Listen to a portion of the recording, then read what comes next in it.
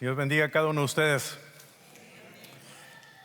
Este fin de semana en el que en este país se celebra algo muy especial que da la independencia de una nación tan joven y tan importante para todos los que vivimos aquí. Qué importante es recordar que todas esas luchas, todos esos logros tienen un fundamento principal, y es recordar que aquel que fue el revolucionario que independizó nuestras vidas del pecado y de la muerte es nuestro amado Salvador Jesucristo. Siempre debe orientarnos no necesariamente a un patriotismo vacío, pero a una patria celestial que es donde todos pertenecemos. Y es ahí donde tenemos que volver nuestra mirada.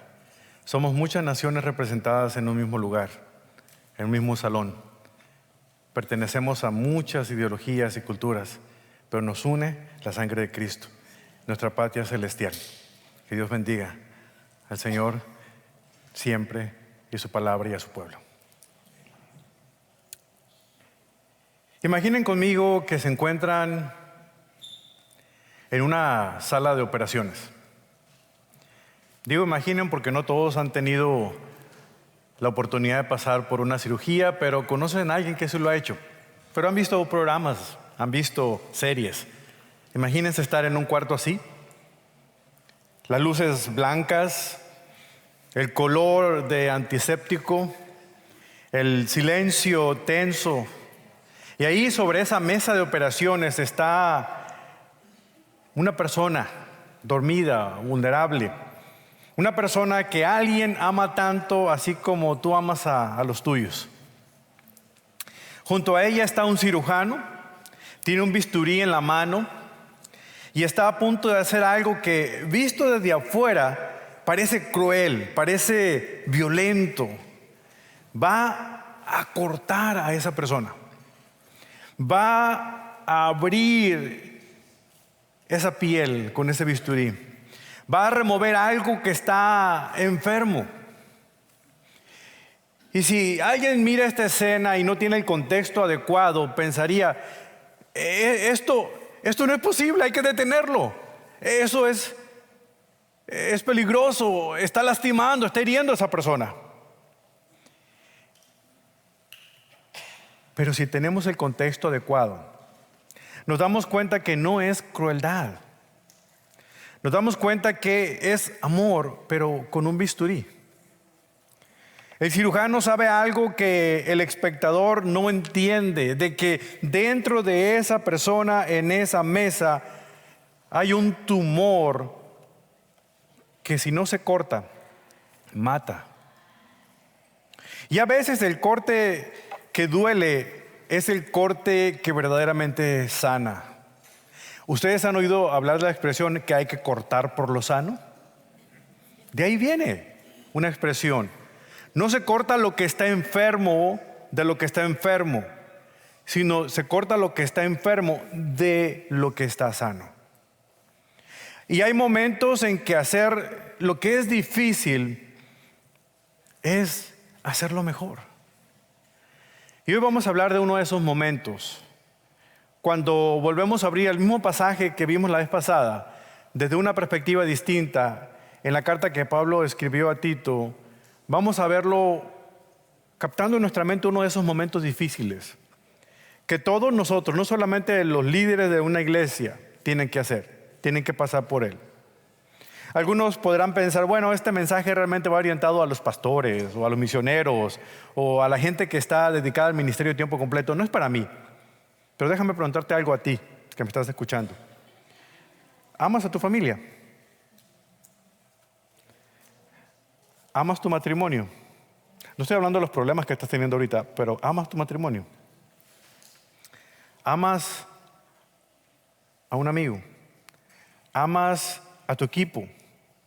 ¿Amas algún ministerio que estás realizando en la iglesia? Entonces, si es esto cierto para ti, este mensaje es para ti. Porque tarde o temprano, aquello que tanto amas va a mostrar grietas. Va a aparecer algún pecado que ese ser a quien tú tanto quieres no quiere soltar. Piensa en tus hijos, piensa en tus hermanos, piensa en tus padres. Y a veces una conducta que ya fue advertida sigue siendo la misma, no ha cambiado. Y ese día descubrimos que amar de verdad es costoso, muy costoso a veces. Porque hay que atrevernos a decir lo que es correcto, aunque duela. Fieles son las heridas del que ama, dice el proverbio. Y es en ese momento en el que todos nosotros somos tentados a irnos a dos extremos. Uno es mirar hacia otro lado y decir que somos gente con gracia y debemos otorgar gracia a los demás, cuando realmente no es gracia, es temor al rechazo, es cobardía, no atrevernos a confrontar a esa persona. O podemos hacer lo contrario, podemos irnos al otro extremo y tratar a esa persona con dureza, que destruimos a la persona en lugar de rescatarla. Y es el otro lado de la moneda. Escucha muy bien lo que está en juego. El silencio que tú tienes cuando ves a una persona que está haciendo lo malo es tolerancia pecaminosa. No proteges a nadie quedándote callado. En cambio, puedes exponer a todos. La dureza que humilla no restaura a nadie, solamente descarga frustración. ¿Sabes por qué? Porque la verdad sin amor hiere. Y el amor sin verdad miente. Piénsalo bien. Es por eso que Pablo le escribe a dos jóvenes líderes de diferentes iglesias estas palabras que son bien importantes, y las dice con una seriedad que vale la pena que tú y yo, que abrimos la palabra de Dios esta mañana, las observemos para que tomemos para nosotros lo que corresponda. Él escribió a dos jóvenes pastores, uno de ellos un protegido de él llamado Timoteo, y el otro, del que hemos estado estudiando todas estas semanas, es Tito. Y cuando les habla a ambos, les habla en serio, no está con bromas, está diciendo muy directo. No les está pidiendo que formen líderes implacables en las congregaciones que ellos pastorean, no está diciéndoles que deben formar creyentes que son pasivos, que no digan nada. Al contrario, está mostrando una tercera vía. Deben formar líderes que tengan gracia, pero una gracia que sea firme, una gracia que sea valiente. Y eso es precisamente lo que debemos captar como idea central de este mensaje en esta mañana. Porque un líder que tiene gracia firme no mira hacia el otro lado, pero tampoco aplasta al que está caído. Confronta el pecado, protege al pueblo de Dios y abre una puerta al que regresa buscando restauración. En palabras muy breves, la gracia firme confronta para restaurar, no para destruir. La gracia firme, escúchalo bien, confronta para restaurar, no para destruir. Porque cualquier disciplina que experimentemos nosotros en la vida cristiana es con vías a restaurar nuestra relación con Dios. De igual manera, ustedes padres, cuando disciplinan a sus hijos, lo hacen porque están procurando una restauración. Si ustedes callan, están formando personas que van a ser unos criminales. Pero si ustedes ponen disciplina, están evitando ese error y corrigiendo el error que está formándose en ese corazón. Por eso es bien importante tomar en cuenta. No, el que calla no debe otorgar. El que calla debe confrontar y hacerlo con amor. Más tarde, ustedes recordarán de alguna otra manera que Dios protege lo que es santo, lo que es sagrado. Por ejemplo, desde un principio Dios siempre ha tratado su presencia y su obra como algo sagrado. En el desierto, la presencia de Él se concentraba en un tabernáculo portátil. Era el centro de la reunión con su pueblo.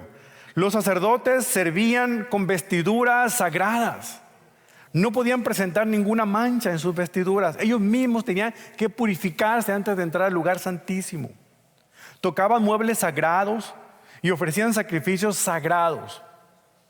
Años más tarde, de un tabernáculo portátil pasaron a un templo, un edificio físico más permanente, bajo el reinado de David y Salomón. La presencia de Dios se trasladó a ese templo un lugar que no debía tomarse a la ligera, porque solamente los más calificados, el sumo sacerdote, una vez al año, podía entrar bajo las cortinas, detrás de las cortinas de ese templo y ofrendar los sacrificios en el arca del pacto. Si ese sacerdote olvidaba purificarse, podía caer fulminado en ese lugar. Es por eso que en sus vestiduras había campanitas, en sus zapatos, en sus sandalias, y al borde de sus vestiduras, de alguna otra manera, tenía que tener esas campanitas que hacían ruido. Si se movía, se escuchaba el ruido de que estaba vivo. Pero también entraba con una cuerda atada a uno de sus pies, porque si dejaban de escucharse esas campanitas, significaba de que este hombre no era tan puro y caía fulminado, y había que jalar el mecate, ¿verdad?, para sacarlo de ahí, porque nadie podía entrar al lugar santísimo. Dios consideraba sagrado no solamente su presencia, pero su obra. Y en la gracia misma de Dios, cuando envió a su Hijo Jesucristo, removió la barrera del pecado y por medio del Espíritu Santo decidió habitar no en edificios hechos con manos humanas, sino en personas transformadas por la gracia de Dios. Hoy, tú y yo, si somos cristianos, si eres cristiano, tú te has convertido en el templo del Espíritu Santo. Y la presencia de Dios está en ti. La misma presencia sagrada ahora habita corazones de carne. El estándar de Dios no ha cambiado, por si tú te has olvidado de eso. Lo que ocurrió en el tabernáculo portátil, lo que ocurrió en el templo creado o construido para la presencia del Señor, ocurre también en la vida del creyente. Tú eres el templo del Espíritu Santo. Nada sagrado de Dios ha cambiado, solamente cambió la residencia. Por lo tanto, tú tienes que proteger lo que es sagrado. Es por eso que un mensaje como esto es fundamental. ¿Por qué? Porque Dios habita en ti y Dios cuida lo que es sagrado y espera que tú también hagas lo mismo. Agustín de Hipona meditaba a menudo en esta verdad diciendo que nuestro cuerpo era el templo del Espíritu Santo, porque para él la vida cristiana era caminar recordando que llevamos a Dios con nosotros donde quiera que vamos. Donde quiera que tú vas, Dios va contigo. Si vienes el domingo a adorar a Dios en el templo, Dios viene contigo. No está aquí, Dios viene contigo.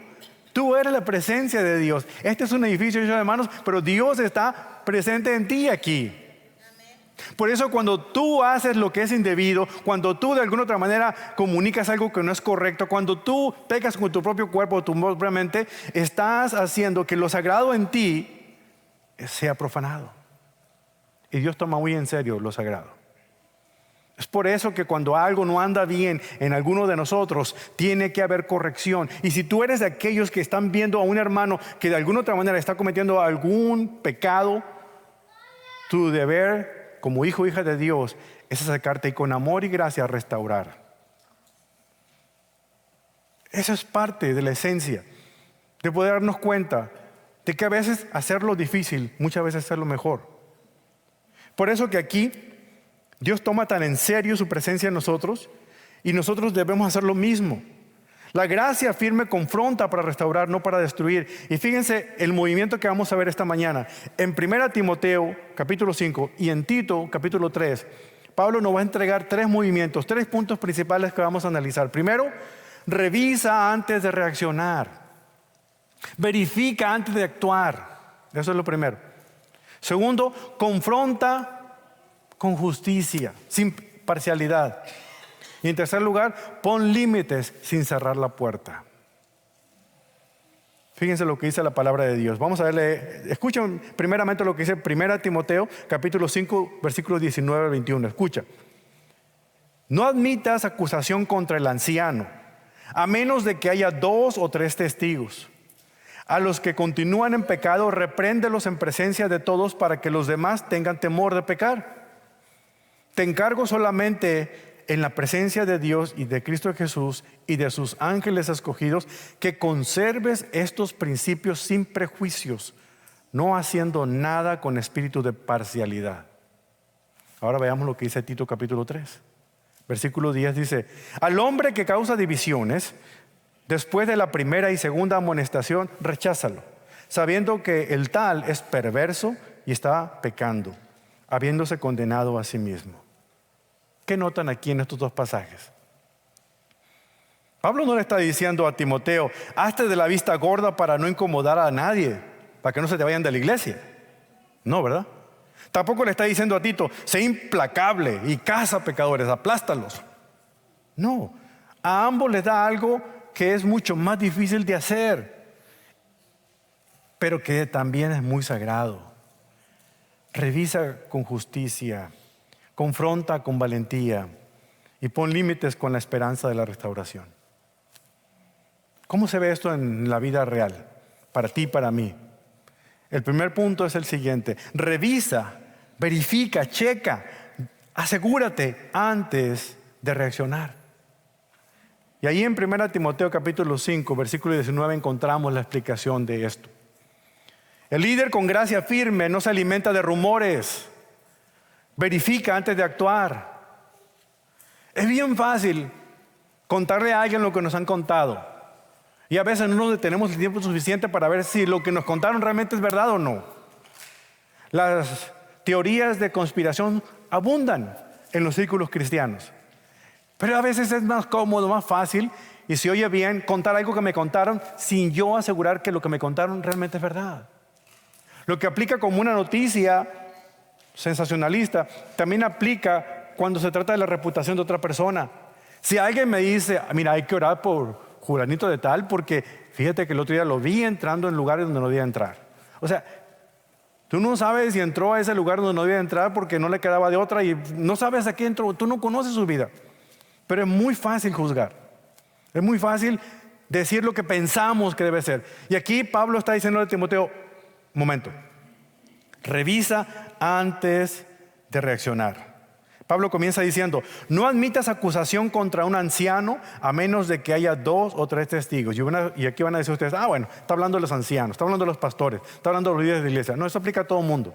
Pero aquí Pablo sí específicamente está hablando de que hay muchos quejumbrosos que se quejan de sus líderes sin saber lo que está pasando. Es que el pastor fulano ni siquiera me visita. Es que el pastor mangano ni siquiera hace esto. No sabe lo que la persona está pasando, pero ya estamos haciendo juicios. Y aquí Pablo está diciéndole a Timoteo, no permitas que la gente con sus rumores diga tal cosas de los ancianos. Ahora, no significa que no exponga la verdad. Él está diciendo que para poder hacerlo, necesita hacerlo delante de 2 o 3 testigos. ¿Se dan cuenta? Esa es la diferencia. Antes de confrontar, Pablo primero nos manda revisar. Antes de reprender, manda verificar. Antes de actuar públicamente, manda detener el impulso privado de creer todo, repetir todo y asumir todo. Y eso es bien importante para nosotros como cristianos. Porque en la iglesia la verdad importa, ¿cierto? Pero también importa la reputación de las personas. La santidad importa para nosotros como iglesia, ¿cierto? Pero también importa la justicia. La protección del rebaño importa, pero también la protección de la persona acusada, sobre todo cuando es una calumnia, porque no está comprobado. Importa. Pablo no está diciendo, nunca escuches una acusación, no. Eso sería ingenuidad. Pablo tampoco está diciendo, cree toda acusación de inmediato, no, porque eso sería injusticia. Lo que Pablo está diciendo es, no recibas una acusación sin evidencia.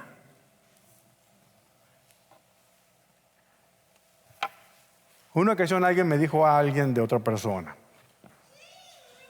La manera en que evité que esa persona me comentara algo de otro líder fue decirle lo siguiente a esta persona, y se los paso como receta, si lo quieren aplicar. No tiene derecho de copia, derecho de autor.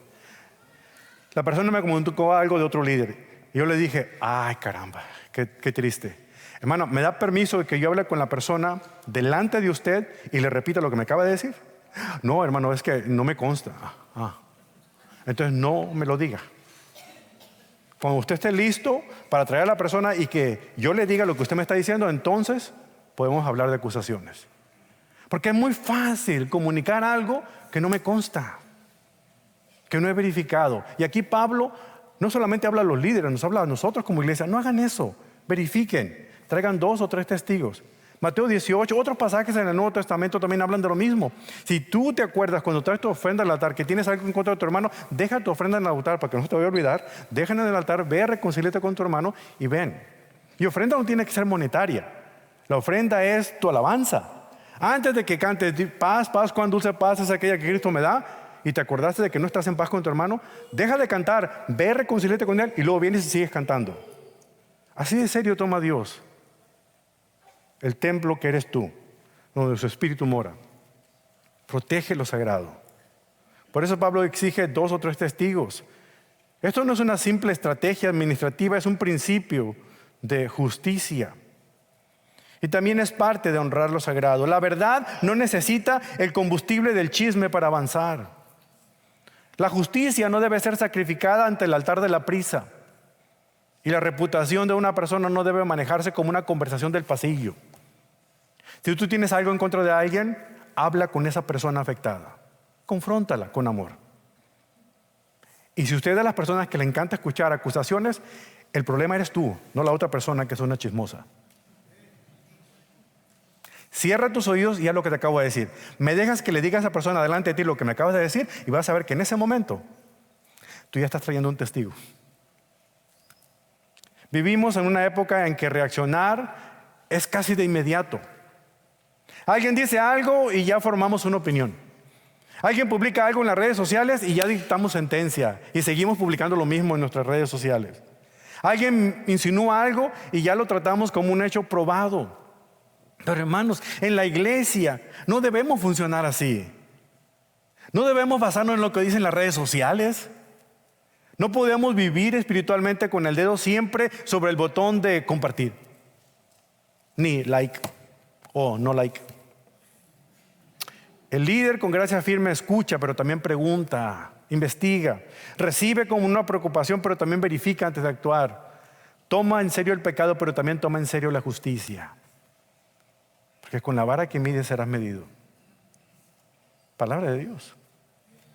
Por esa razón, antes de proteger a la iglesia del que peca, Pablo protege al acusado del rumor. Eso es sabio, eso es justo, eso es ser una persona con gracia firme.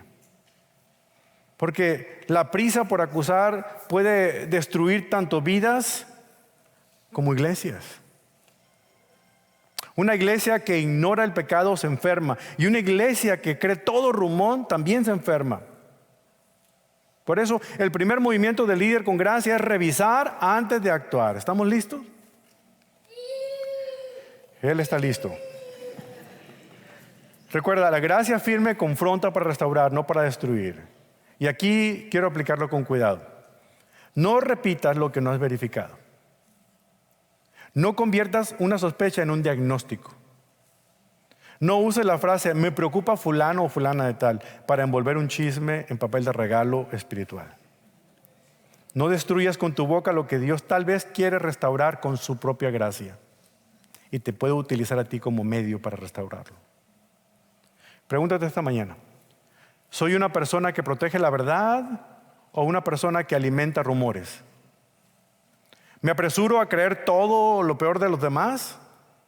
¿Uso la información como una oración o como una munición?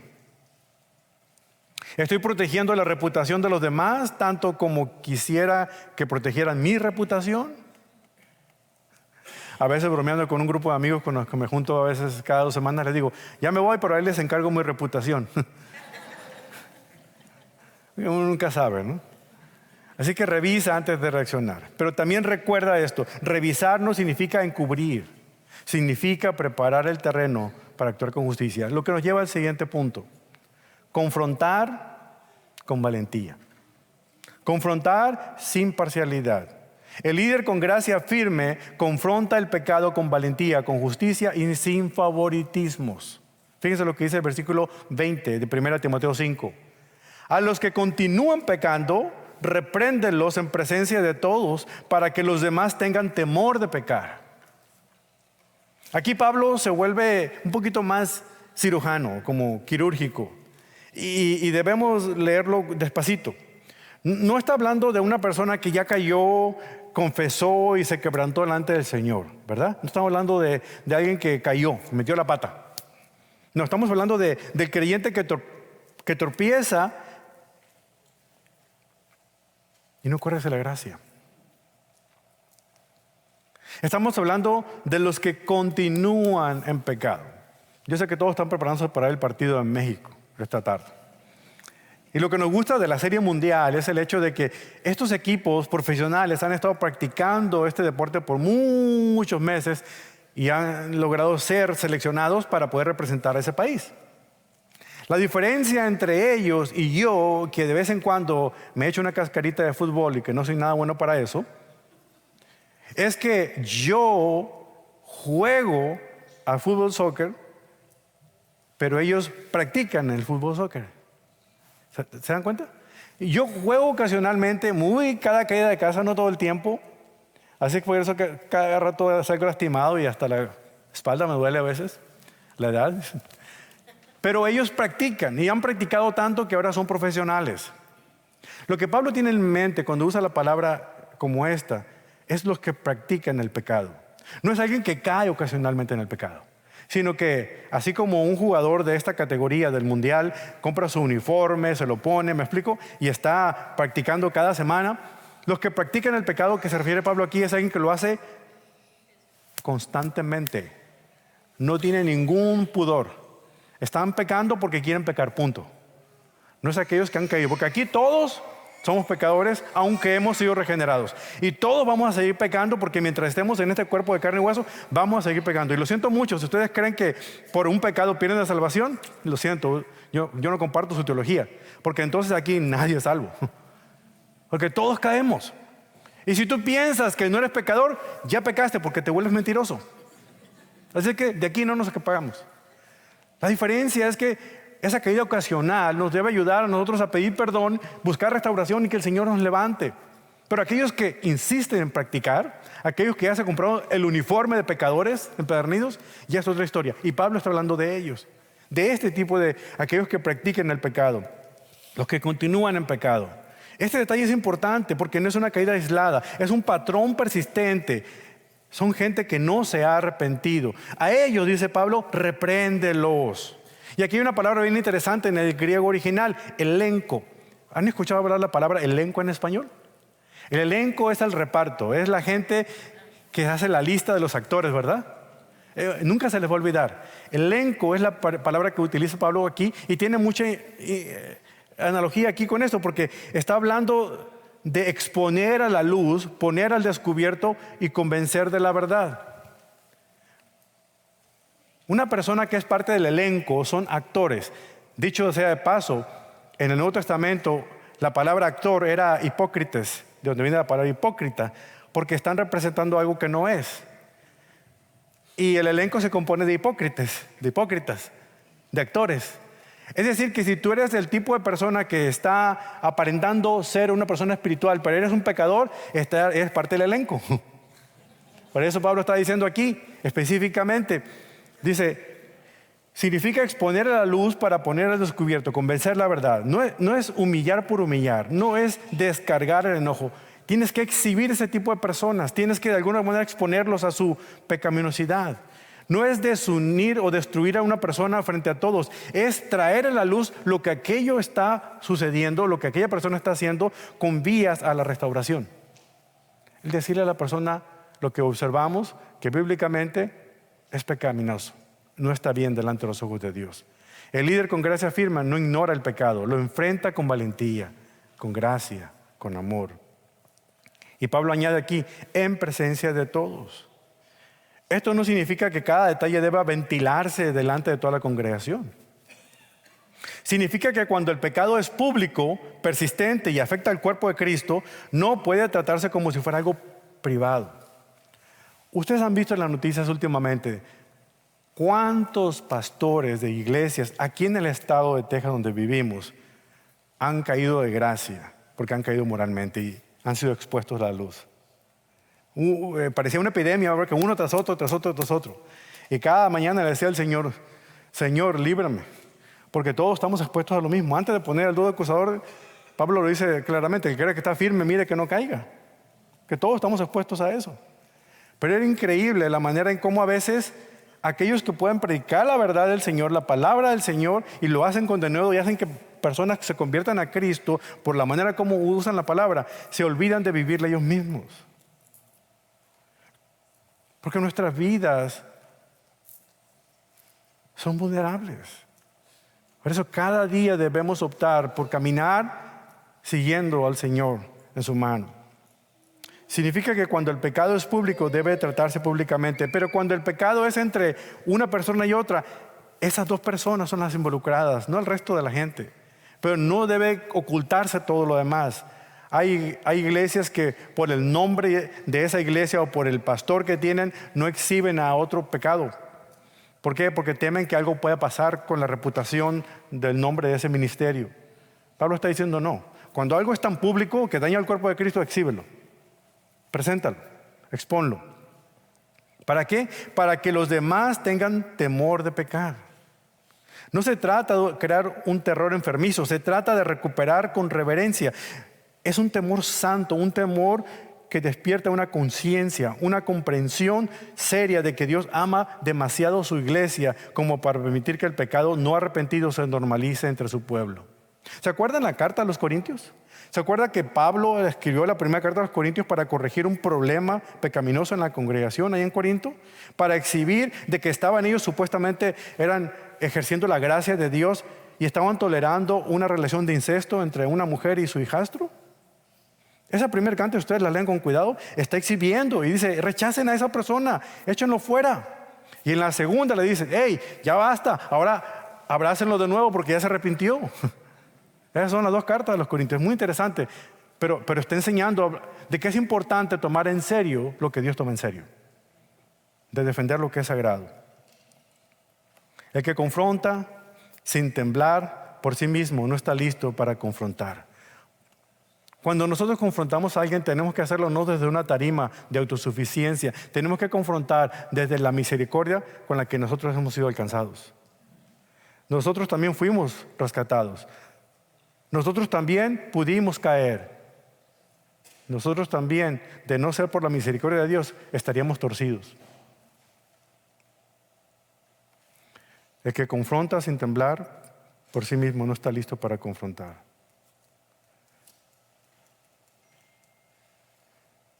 Luego en el versículo 21, te encargo solemnemente en la presencia de Dios y de Cristo Jesús y sus ángeles escogidos que conserves estos principios sin prejuicios, no haciendo nada con espíritu de parcialidad. Pablo mismo está convocando el concilio del cielo. Fíjense, Cristo, Dios, Cristo Jesús, los ángeles escogidos. Es como si Pablo dijera, Timoteo, no manejes esto como si fuera un trámite religioso. No lo manejes como si fuera política interna de la iglesia. No lo manejes según tus preferencias personales. El cielo te está observando. El cielo te ve cómo cuidas la obra de Dios.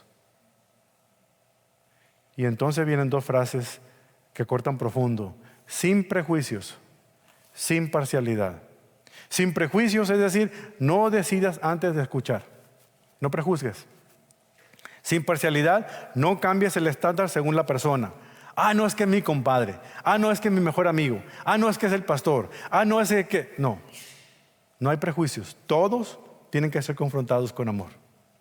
Y aquí es donde fallamos. Si el que cae no me cae bien, quiero justicia. Pero si me cae bien, pido paciencia. Si el que cae me hirió, quiero consecuencias. Y si el que cae me ayudó, busco explicaciones. Si el que cae es influyente, temo tocarlo. Si el que cae es débil, me resulta fácil señalarlo. Pero Pablo dice, sin prejuicios, sin parcialidad. Porque la gracia firme no tiene favoritos. Se necesita piel curtida para confrontar a quienes nos admiran, pero también necesitamos un corazón tierno para hacerlo con las lágrimas. Se necesita firmeza para no retroceder, hermanos. Se necesita humildad para no disfrutar el momento de confrontar a alguien. Les puedo asegurar que un cirujano no odia al paciente cuando le corta uno de sus órganos cancerosos. Lo ama, por eso lo corta. Pregúntate esta mañana, ¿hay alguna conversación difícil que he estado evitando por miedo a perder la aprobación de los demás? ¿He llamado asunto pequeño a un daño real y potencial solo porque enfrentarlo me costaría mi comodidad o la amistad de esa persona? ¿Estoy aplicando un estándar para unos y otro estándar para otros, haciendo favoritismos? ¿Hay alguien en tu familia, en tu grupo pequeño, en tu ministerio, en este círculo de amigos cercanos, que necesita escuchar una verdad que tú llevas meses posponiendo? El líder con gracia firme confronta sin retroceder.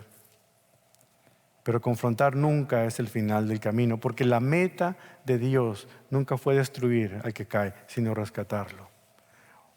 Unos amigos de la secundaria, muy cercanos, por circunstancias del trabajo, de la carrera, de la profesión, se separaron por años. Y uno se fue a vivir a una ciudad y el otro por otro. 20 años más tarde, tuvieron un reencuentro y se vieron. Uno de ellos era una persona acaudalada, tenía mucho dinero, un empresario muy reconocido.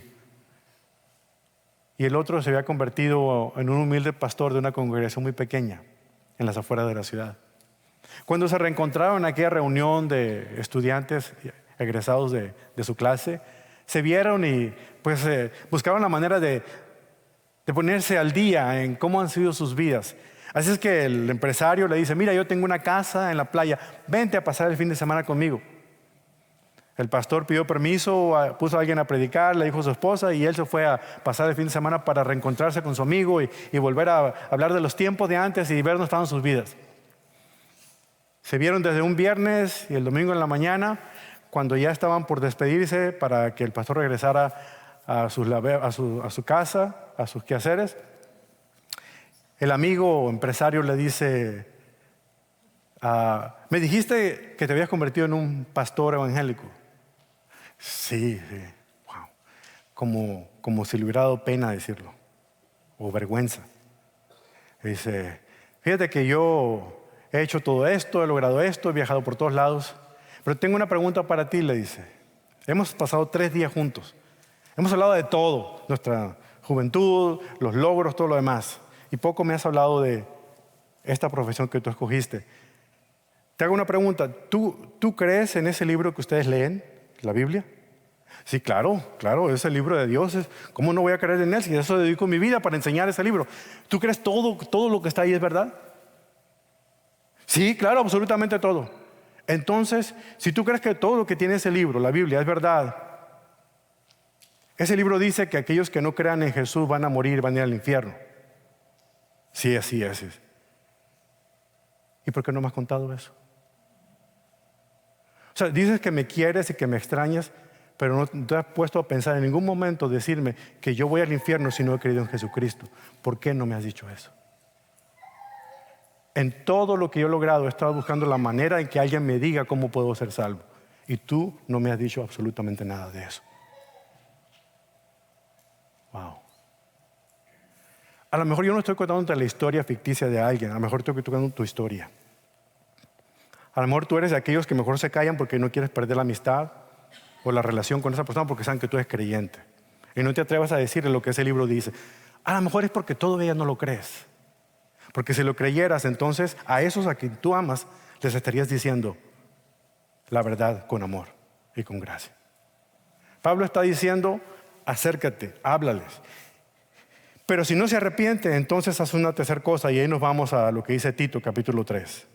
El líder con gracia pone límites, pero sin cerrar la puerta. Protege al pueblo sin cerrar la puerta del arrepentido. Pablo le está diciendo a Tito, a quien está sirviendo en Creta, un lugar difícil, una iglesia joven pero desenfrenada y desordenada, vulnerable a todos los maestros falsos que habían llegado a predicar un evangelio distinto.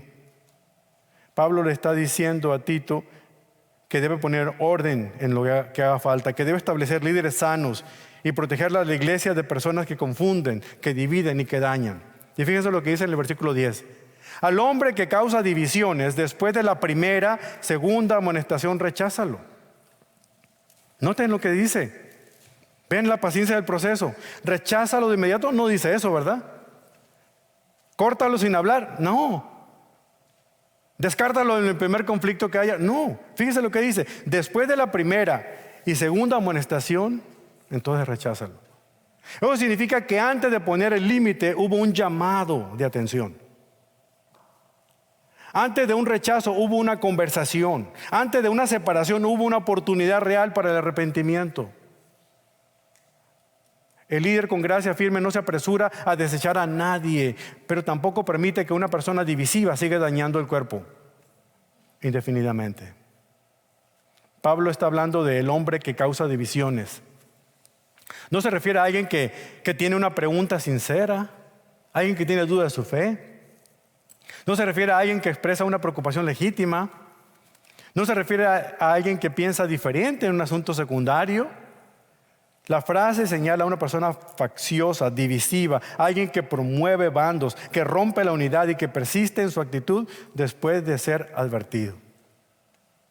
Hermanos, he estado en congregaciones en mi juventud, y la vez pasada les conté de una, pero les cuento de otra también, donde en una sesión de negocios de la iglesia, el pastor y uno de los diáconos principales se dieron a golpes enfrente de todos nosotros, porque estaban en desacuerdo en un punto.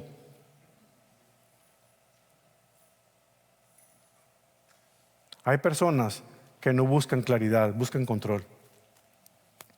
No buscan verdad, buscan seguidores. No buscan edificar, buscan arrastrar a otros hacia sus propios descontentos. Y cuando esto ocurre, Pablo dice, pinta tu raya, pon límites. Porque el líder con gracia firme no entrega a la iglesia al divisivo, ni baja su estándar de santidad. Pero tampoco cierra definitivamente la puerta al que regresa arrepentido y busca restauración. El líder con gracia firme no mira hacia otro lado ni aplasta al caído. Confronta al pecado, protege al pueblo y abre la puerta al que regresa. Fíjense qué interesante. Dice recházalo. Es una palabra fuerte en español. Pero es una palabra interesante porque el verbo paraiteomai define aquí el acto de apartarse de alguien, de no seguir dándole espacio o influencia a una persona. No es odio, es venganza. No es cancelar a una persona, es proteger al cuerpo. Es no tener nada que ver con la actitud divisiva mientras se persiste en ella. El líder con gracia firme no abandona al divisivo necesariamente, pero tampoco le entrega a la iglesia. Fíjense el versículo 11, cómo lo afirma Pablo. Sabiendo que el tal es perverso y está pecando, habiéndose condenado a sí mismo. Pablo utiliza la palabra perverso. ¿Ustedes han escuchado la palabra perverso? La palabra perverso, escrefo, se refiere a algo que está torcido o chueco. A veces usamos la palabra perverso con una connotación sexual, alguien pervertido. Pero la palabra perverso en sí significa algo que está torcido. Es como una regla de medir que alguien dobla, pero la regla fue creada para estar derechita, pero alguien la dobló. Y uno trata de volver a doblarla, pero ya no regresa a la función, a la manera como la doblamos. Aquí Pablo está hablando de eso. Es alguien que antes sabía lo que era correcto, y se le ha explicado lo que es correcto, pero ha decidido hacerlo malo. Su corazón se ha doblado hacia lo que no agrada a Dios y no quiere enderezarse. Y Pablo dice, esa persona está pecando. Y lo habla en tiempo presente. Es una acción continua, no es un tropiezo ocasional, es perseverancia, persistencia. No es ignorancia inocente, es resistencia después de haber sido advertido una y otra vez. Por eso dice que está condenado por sí mismo, porque la iglesia no tiene que levantar acusaciones falsas. La persona se está exhibiendo a sí misma por su conducta, porque ha rechazado la advertencia. Y a esa persona hay que cortarla, dice aquí Pablo. El primer error es tener piel curtida sin corazón tierno. Porque el líder se vuelve frío, controlador, sospechoso y trata a la persona que está en desacuerdo con rebelión, como una rebelión. Cada pregunta como una amenaza, cada diferencia como una traición. Disciplina por orgullo, pero no por amor. La otra es tener un corazón tierno, pero sin piel curtida, es decir, que todo le afecta, todo se lo toma personal. El líder quiere agradar a todos, evita toda conversación difícil, tolera lo que debería confrontar, y mientras sonríe para no incomodar, la división crece por dentro y fractura el cuerpo de Cristo, la iglesia. El líder con gracia firme sostiene las dos cosas: un corazón tierno, pero una piel curtida. Pone límites sin cerrar la puerta. Incluso la disciplina más dura tiene un solo destino: el corazón en la mente de Dios. La restauración, esa es la meta, es traer de vuelta al pródigo. Por eso la restauración requiere verdad, tiempo, fruto, acompañamiento. El pastor Swindoll hizo un sermón muy interesante en el año 2026. Contó una historia que ocurrió en esta congregación. Con lágrimas en los ojos se paró enfrente a la iglesia, predicando el sermón precisamente en Tito capítulo 3. Él contó algo que pocos pastores se atreven a compartir. Él descubrió que uno de sus mejores amigos, muy querido y compañero de ministerio aquí en la congregación, había caído en pecado. Fue, según sus propias palabras, uno de los días más oscuros de su vida. Y sin embargo, él se atrevió a hacerlo difícil. Confrontó, según las Escrituras, primeramente uno a uno a la persona. Luego trajo a unos testigos para hablar con su amigo. Y no lo hizo por vergüenza, sino para honrar lo sagrado. Habló con la congregación ese domingo, hizo una pausa en su sermón y explicó leyendo la carta que le había mandado a su amigo. Al mismo tiempo abrió un camino para la consejería y el cuidado para esta persona, para que fuera restaurada. Tal vez no al ministerio, pero sí a la vida de la iglesia. Esa noche el pastor Swindoll escribió en su diario algo que vale la pena leerles a ustedes, porque me ha beneficiado mucho a mí. En su oración dijo así: Padre, ayúdame a caminar más cerca de ti, hoy más que nunca. Cuando sea tentado, que el recuerdo de este día triste me haga más fuerte. Y si yo o cualquiera de mis amigos alguna vez te fallan, que recordemos que tus brazos siguen abiertos para los pródigos que encuentran el camino de regreso, que necesitan oír tu voz decirles suave y tiernamente: te amo, te perdono, bienvenido de vuelta a casa. ¿Se dan cuenta del equilibrio? El pastor Swindoll no bajó el estándar, pero tampoco cerró la puerta. Eso se llama gracia firme. Exhibimos el pecado, amonestamos al pecador, pero cuando se arrepiente y busca restauración, nuestros brazos están extendidos, porque todos necesitamos esos brazos extendidos. Un estándar que no se rebaja, una puerta que no se cierra, límites claros, esperanza viva, verdad que confronta, amor que espera. La gracia firme confronta para restaurar, no para destruir. Y antes de señalar al que se ha torcido allá afuera, te reto a pensar como lo hago yo conmigo mismo, en mi propio corazón. Piensa en ti mismo, porque el divisivo no siempre empieza gritando, a veces empieza murmurando. No siempre empieza formando bandos, a veces empieza alimentando una sospecha. No siempre empieza atacando públicamente, a veces empiezas disfrutando demasiado de una conversación privada, en secreto con alguien más. Por eso la primera oración no debe ser: Señor, muéstrame quién necesita huir a esto. La primera oración que salga de nuestros labios al Señor es: Señor, examina mi corazón. ¿Hay algo que en mí está torcido? ¿Hay algo que en mí está usando una conversación que no debiera, en lugar de procurar amar? ¿Hay algún pecado que no he confrontado y que estoy buscando confrontar en otros? Vamos de vuelta al quirófano para terminar. ¿Se acuerdan de aquel cirujano? ¿De aquel bisturí? ¿De aquel corte que duele pero sana? ¿Sabes quién está sobre esa mesa de operaciones? No está el hermano que tienes ahí enfrente de ti o detrás de ti. En esa mesa de operaciones en este momento estás tú. Estoy yo. Estamos todos nosotros. Porque la verdad del Evangelio es esta: antes de que pudiéramos confrontar el pecado de alguien, Dios tuvo que confrontar el nuestro.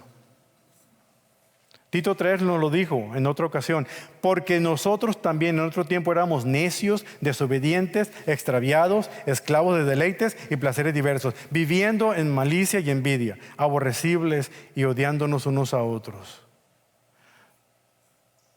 Nosotros éramos aquellos que estaban torcidos. Nosotros éramos los de las manos sucias. Nosotros éramos los que necesitaban algo más profundo que una mejora superficial. Necesitábamos una cirugía del alma. Entonces apareció la bondad de Dios. Esa es la esencia que sostiene este mensaje esta mañana. La gracia firme sostiene dos cosas al mismo tiempo: manos limpias y brazos abiertos. Un estándar que no se rebaja y una puerta que no se cierra para ti y para mí. ¿Cómo es posible eso? Fue posible gracias a la cruz. Porque en la cruz Dios tomó tu pecado y el mío con seriedad y nos amó con toda su gracia. Ahí aprendemos que el propósito de confrontar nunca ha sido destruir, sino restaurar. En el Calvario, la santidad de Dios y la misericordia de Dios no compitieron una con la otra, se abrazaron en Cristo Jesús. Ahí Dios no negó nuestro pecado, al contrario, lo clavó en su Hijo Jesucristo. Ahí Dios no retiró su justicia, la satisfizo en Cristo Jesús. Jesús es el único, escúchame bien, el único que tuvo un corazón perfectamente tierno y una piel perfectamente curtida. Tan tierno que lloró sobre Jerusalén, tan firme que subió a la cruz por ella. Tan sagrado que no llamó bueno al pecado, tan misericordioso que recibió al ladrón arrepentido. Tan puro que pudo juzgar la maldad, pero tan lleno de gracia que abrió sus brazos para salvar al culpable. El bisturí que merecíamos recibir nosotros lo recibió Él en esa cruz. El corte que sanaba nuestra enfermedad la recibió Él en su cuerpo. La herida que nos trajo paz fue la herida suya. La sangre que nos limpió fue la sangre suya. La puerta que se abrió para nosotros fue abierta por Cristo Jesús. Por eso podemos sostener un estándar alto y al mismo tiempo abrir brazos amplios para perdonar a otros que nos ofenden, porque Cristo nos perdonó a nosotros primero. Manos limpias, pero brazos abiertos. Eso fue lo que Él nos mostró a ti y a mí como pecadores cuando nos arrepentimos. Con su santidad extendió sus brazos y dijo: te amo lo suficiente para morir así. Si Él fue capaz de hacer eso por ti y por mí, ¿cómo no puedo yo ser capaz de perdonar a quien me ofende? O de confrontar con amor y justicia a aquel que ha caído, para restaurarlo de vuelto a la relación con Cristo Jesús. Jesús nos llama a parecernos más a Cristo. Dios mismo nos llama a eso, ¿cierto? No bajemos nuestra santidad. Nunca llamemos bueno al pecado. Nunca negociemos la verdad. Pero tampoco rechacemos al pecador cuando se arrepiente. Que cuando el mundo vea a la iglesia Stonebriar en español, no diga: esa es una iglesia dura, cruel. Que tampoco diga: ahí hay una iglesia permisiva, todo lo tolera, hay gente pecaminosa y no le dicen nada. No, que cuando vean a una iglesia como Stonebriar en español digan: allí hay un pueblo que ama tanto la santidad de Dios, que se atreve a confrontar el pecado y ama la gracia tanto de Dios, que nunca deja esperar el regreso de aquellos que se arrepienten. Por eso, mi reto para ti esta semana es esta: súbete a la mesa de operaciones esta semana. Ponte en esa mesa de operaciones y antes de señalar a alguien, pídele a Dios que examine lo torcido que hay en ti. Pregúntale: Señor, ¿hay algo en mí que he aprendido a justificar, a esconder o a minimizar? Hazlo. Número 2, comprueba antes de condenar. No reprimas rumores, no formes opiniones sin evidencia. Protege la reputación tanto como proteges la verdad. Y en tercer lugar, ten la conversación difícil sin cerrar la puerta. Habla de la verdad, pon límites si hace falta, pero mantén abierta la puerta para aquel que se ha arrepentido. No confundas amor con permisividad, ni firmeza con crueldad. Iglesia, la gracia barata mira hacia otro lado y se hace de la vista gorda, pero la gracia de Dios, la gracia de un líder firme, honra lo sagrado, confronta el pecado y restaura al caído con un corazón tierno y una piel curtida. ¿Estás listo para hacer esa, iglesia? Ven a Cristo hoy. Él no mira hacia el otro lado. pero tampoco aplasta al que viene arrepentido. Si hay algo que te ha convencido de este mensaje, no de mi palabra, sino de la palabra de Dios, pídele perdón al Señor en este día. Voy a invitarte a ponerte de pie. Vamos a confesar en silencio al Señor nuestras fallas.